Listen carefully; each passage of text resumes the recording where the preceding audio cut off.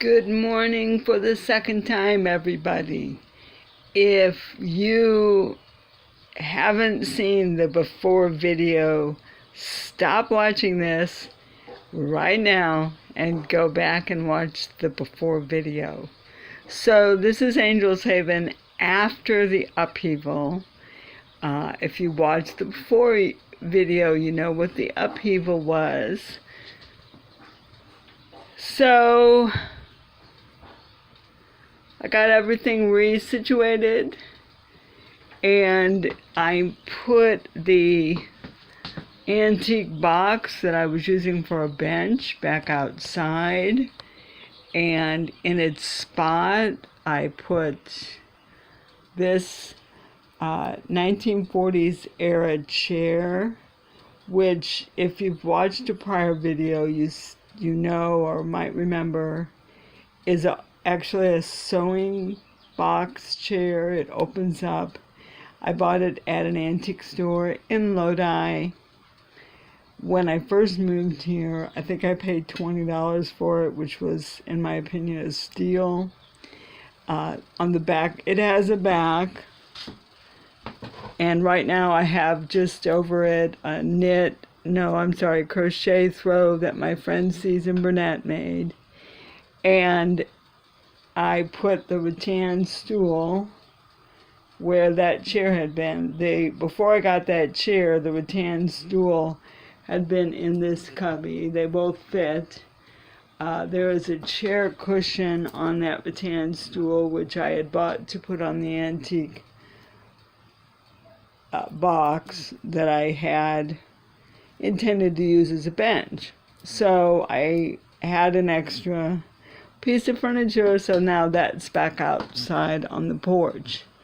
So I got everything all situated.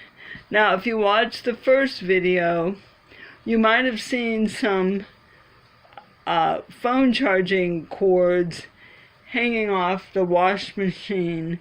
One of the things I didn't mention that was so hysterically funny was that when the power went off last night, I was in the middle of getting ready to go upstairs up to the sleeping loft to see if I could sleep there.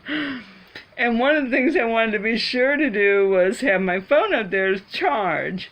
Well, I wasn't sure the power would come back on, so I got my little portable charger that Katrina Taggart gave me, and I put it on the washing machine, then I put it on top of the washing machine cabinet, and then I snaked it over to the loft. Then the power came back on. One of the things that we did back in Kansas City was, before we carried things upstairs, we would put them on the landing to the stairway. And so there you see those phone chargers waiting to be taken upstairs. Old habits die hard. But I got the bed resituated. There is a space between the mattress and the wall. You can see the curtain hanging down there.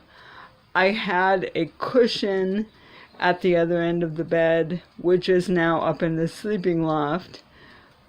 I don't think it's going to work up there because I have it on the I have it on that end against that window. Let me back up. See, you can't really see it, but I have it sitting at that end. I had this idea that since that window is already somewhat blocked by having the railing on the loft and it doesn't put much light in, that I could put the cushion at that end and have it be a kind of a headboard, and it wouldn't block any more light than is already blocked. Well, I didn't think about the fact that the other end is the high end, and that's naturally where you would want to have your head when you sleep.